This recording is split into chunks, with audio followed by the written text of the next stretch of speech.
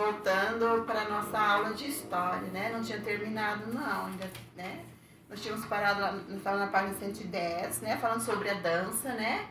Que a dança é um patrimônio cultural e material, né? Então nós estávamos falando da dança lá no Rio de Janeiro, né? Do jongo. Então, continuação. Conecte o assunto. Como vimos, os patrimônios são importante fonte de informação e nos permite compreender melhor a relação entre o passado e o presente. A preservação e a manutenção dos diversos tipos de patrimônio cultural de um povo é dever não somente da população, mas também dos órgãos públicos. Por isso, é comum a existência de leis que buscam definir o papel de cada um na sociedade. Com orientação do professor, leia um trecho do artigo 216 da Constituição Federal de 1988, que fala sobre esse assunto. Né? Então, foi preciso fazer, né, uma Constituição, né, para um artigo para falar sobre a obrigação de cada um, né, de cuidar do patrimônio público. Então, lá, parágrafo 1º, artigo 1º, para o poder público. O poder público, com a colaboração da comunidade, promoverá e protegerá o patrimônio cultural brasileiro por meio de inventário, registro, vigilância e de outras formas de preservação. Então, esse é o poder público, né, os deveres dele, né? E no artigo 4, os danos e ameaças ao patrimônio cultural serão punidos na forma de lei. São para, né, as pessoas, né, que forem lá e destruir de algum jeito um patrimônio cultural. Ele tem que ser punido, né? Ele vai responder por isso, se acaso ele for pego, né? Descobrir quem foi que fez isso. Então, essa pessoa será punida. Então, isso é um artigo, né, que foi feito, né, para a preservação e manutenção, né, dos diversos patrimônios. Então, isso está nos artigos, né, que foi da Constituição Federal de 1988. Palavra e o texto. Inventário. Descrição detalhada de bens. Então, né, lá onde que fala lá, né, que o patrimônio cultural brasileiro por meio de inventário, registro, de outras formas. Então, tá tudo no inventário, né, como se estivesse no inventário do Brasil, que essas coisas são patrimônio público e que devem ser cuidados, né. Aí, no Brasil, existe uma instituição que cuida especialmente do nosso patrimônio cultural material e imaterial. Estamos falando do IPAM, o Instituto do Patrimônio Histórico e Artístico Nacional, que é responsável por preservar e divulgar os patrimônios materiais e imateriais do Brasil. O IPAM foi criado em 1937 e desde então desenvolve ações como pesquisas, montagens de exposições, criações de museus e ações educativas. Ele também é responsável por conservar os acervos, construções e manifestações culturais e artísticas, valorizando e promovendo a diversidade e identidade de cultura brasileira. Converse com seus colegas e responda as perguntas a seguir. Qual a importância de preservar os patrimônios culturais? Né? Qual a importância de preservar? Então, essa é para você responder, né? Mas os patrimônios, eles devem ser preservados, né? Por serem importantes para a história, né? do Brasil, nos permite compreender, né? Melhor, né? A nossa história, né? Do passado até o presente. Os patrimônios culturais da cidade onde você mora são preservados? nossos patrimônios culturais aí são preservados, né? Toda cidade tem o seu patrimônio cultural, né? Quais as ações podem ser realizadas para ajudar na preservação e divulgação desse patrimônio?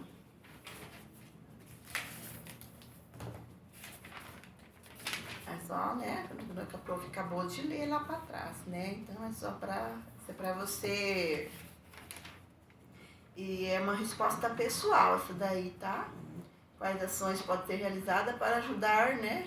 O que é preciso fazer para ajudar, né? A preservar. Só de não destruir já é alguma coisa, né?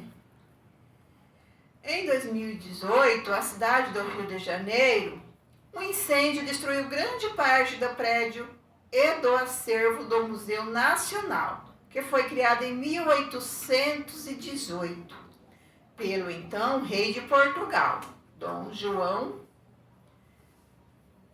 VI, e que possuía um arquivo histórico de mais de 200 anos. Uma das principais causas do incêndio foi a falta de investimento dos órgãos públicos na manutenção do prédio, que apresentava paredes descascadas e fios elétricos expostos. Para a sociedade brasileira foi uma perda muito grande, pois o museu abrigava em seu acervo 20 milhões de itens, entre eles múmias, peças indígenas, livros raros, fósseis, entre outros. E era considerado o maior museu da história natural do Brasil. Em sua opinião, o incêndio que destruiu o Museu Nacional poderia ser evitado? Então, né, por que ele se incendiou? Porque ele não é, né, ele não foi cuidado, né, como ele devia, né, como faltou, né, o governo, né, não deu todas as atenções que deveria dar, né, porque se ele é de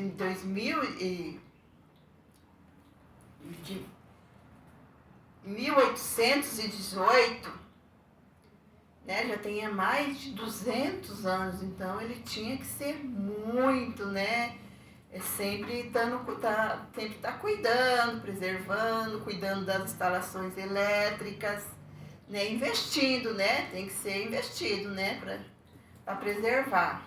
Então faltou, né, aí faltou o órgão público, né, para ajudar na manutenção desse museu, né, que uma hora, né, ele pegou fogo, né, não tinha manutenção, não tinha. Então, como você vê lá, né, os fios elétricos já estavam, né, decascados, né, deteriorados, então não. De acordo com a Constituição, qual é a responsabilidade dos órgãos públicos em relação ao patrimônio histórico-cultural? Né, promover e proteger o patrimônio cultural, né? Eles têm que, pelo menos, né, cuidar, proteger. Com base na leitura do trecho da Constituição e do texto que você discutiu com seus colegas, complete o quadro a seguir. Fato: incêndio no Museu Histórico Nacional. Então, isso aconteceu, né? Foi bem falado na época, né? Foi em 2018, então já se fazem 2 anos, né? Que isso aconteceu, que pegou fogo, né? Foi bem falado, né? Foi uma judiação, né? Foi queimado muito patrimônio cultural, foi consumido ali pelo fogo, o próprio prédio, né? Aí causa e consequência. Então tá lá aquela tabelinha, né? Qual foi a causa? Falta de investimento no museu por parte do governo, né? E a consequência? Perda de importantes registros históricos do patrimônio cultural da sociedade brasileira. Então essa foi a consequência, né? A perda, né? Que foi grande, né? Defina qual. Então tá lá, mãos à obra. Defina com as suas palavras o que é o patrimônio cultural, material e patrimônio cultural imaterial. Depois cite alguns exemplos. Patrimônio cultural material. Você vai pôr lá, né? Do que nós falamos que são patrimônio cultural material. Né? Que são formados por coisas concretas, né? Esculturas, construções e patrimônio cultural. Então, eles são feitos por coisas, né? Que ficou na história, mas, né? Que você tem que construir todos os dias, né? Tipo uma dança, né? Uma coisa inconcreta, né? Que você não pega. O alimento, né? Que você não fica guardando ele, né? Mas ele é imaterial, né? Como nós falamos da farinha de mandioca, né? Ele é um patrimônio, a farinha de mandioca é um patrimônio cultural, mas imaterial. E assim tem outros. Ligue com um traço as informações sobre os primeiros grupos humanos que chegaram às Américas. Locais que serviam para abrigo e proteção contra chuva, vento e animais ferozes. O que é isso dali? É nômades, caverna ou pinturas rupestres? Você vai ligar no lugar certo. Por desconhecerem a escrita, essa forma de comunicação era muito utilizada. Hoje temos acesso a esses registros. O que é? De onde você vai ligar esse? Na nômades, na caverna, na pinturas rupestres. Aqueles que não possuíam moradia fixa são os... Aí você vai ligar ali na resposta certa, tá? Daí é número 4.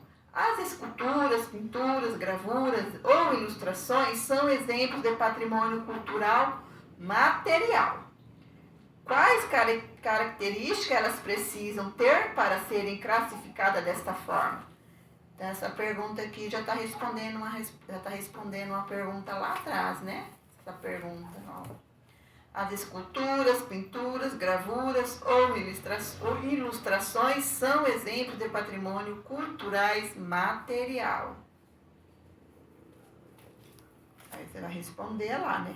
Quais características elas precisam ter para serem classificadas dessa forma, né?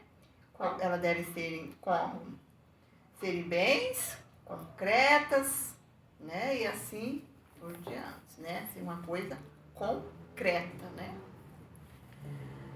Toda manifestação cultural transmitida de geração para geração pode sofrer transformações. Dessa forma, compare a prática do jongo no passado. Então, o jongo é aquela dança que nós vimos lá atrás, né? Que era bastante comum lá no Rio de Janeiro, né? E no presente? Então, lá naquela leitura que nós vimos lá atrás, falou, né? O jongo era, né?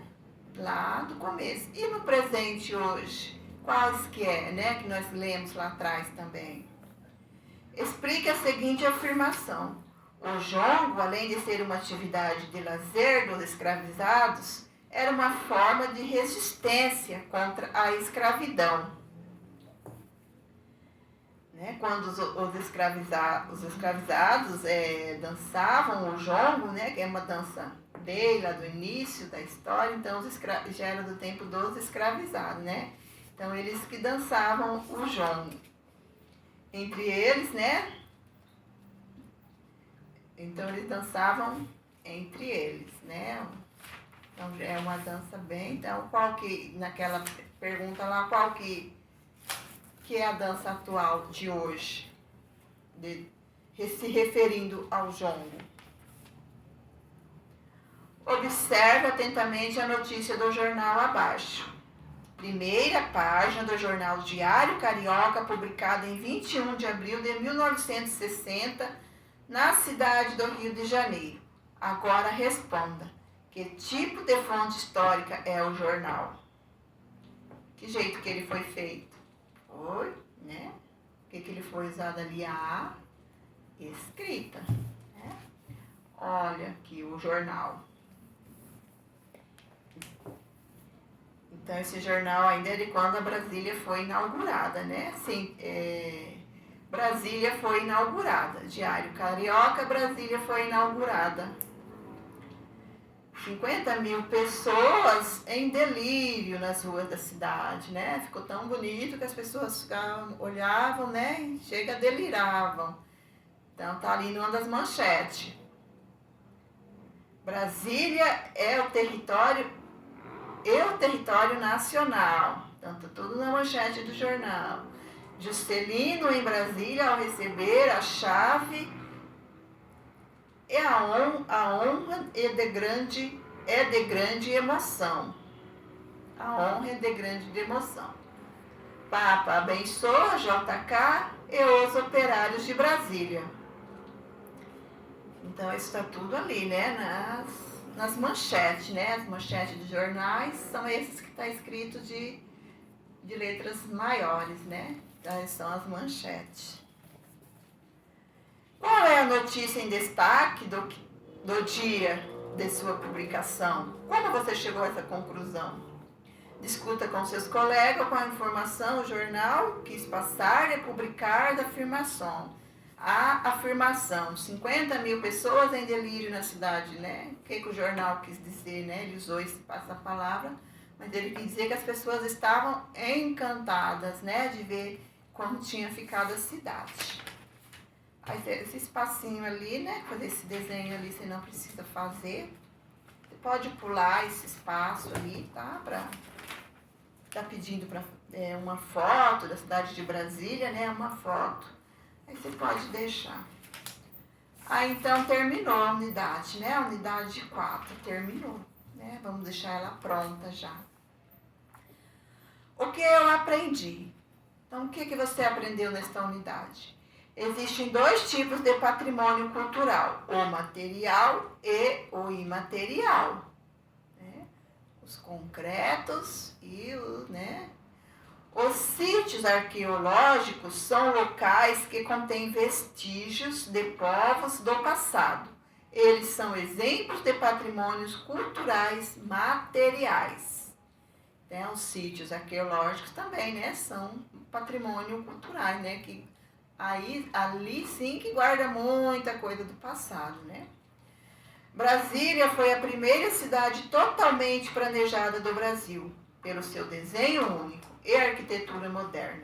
É considerado patrimônio cultural material. A farinha de mandioca é de origem indígena e o seu modo de preparo é consumido patrimônio cultural imaterial. O jongo era uma atividade de lazer, a resistência dos africanos escravizados no Brasil. Essa herança cultural é considerada um patrimônio cultural imaterial. Então, só aqui já está falando, né, o que é considerado material e imaterial, né, de patrimônio histórico. Então, aqui você já consegue responder umas perguntinhas lá atrás. Aí, na página 121, identifica os exemplos de patrimônio cultural de acordo com as seguintes legendas. Verde, material, e azul, imaterial.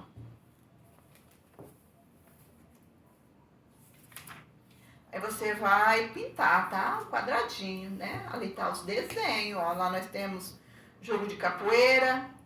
Você concorda que ele é o quê? Material ou imaterial? Se você achar imaterial, você vai pintar de azul. Casarão colonial. É imaterial ou material? Se for material, você vai pintar de verde. E assim os outros, tá? O jongo, objeto em cerâmica feito por povos antigos do Brasil. E ali tem um alimento, né? Modo de fazer, queijo de Minas. Então, ele é material ou imaterial? O que nós estudamos lá para trás? O alimento, a farinha de mandioca, então, né? E o queijo também é um alimento, né? Ele também é um patrimônio cultural, né? Lá de Minas, né? O famoso queijo de Minas. Então, ele já virou também um patrimônio cultural. Tá bom? Então é isso. Então, a gente terminou a unidade 4, né? Então é isso, tá bom?